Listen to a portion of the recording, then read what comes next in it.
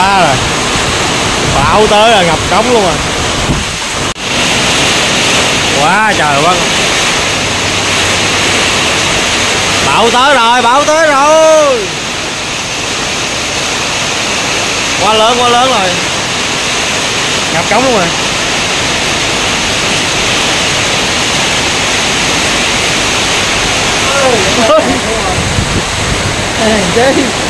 Ồ, nó tràn đây luôn nè.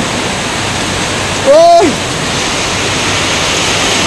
quá, ly làm công nhân bây giờ cả nhà thấy không, mưa ngập công ty luôn, cái chỗ đứng hút thuốc bây giờ ngập luôn nè.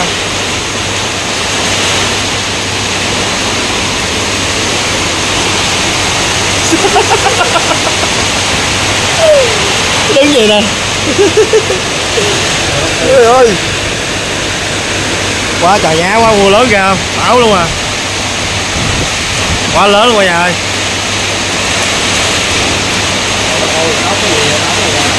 Trống gì trống rồi, quá coi trống kìa, giống như là bây giờ thuộc dạng là cái con sông nó trôi vô. Ghê không.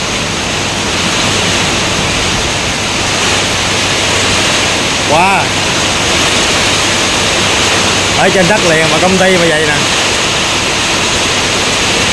hình như lát hồi tôi không hết vô được luôn á. Cái ngập mà kìa,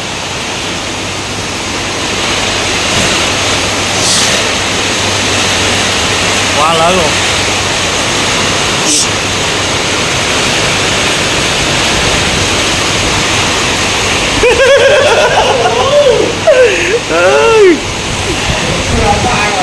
Không ai luôn. Ồ, mùa lớn quá trời lớn luôn. Công ty nè, mịt mù hay khói luôn.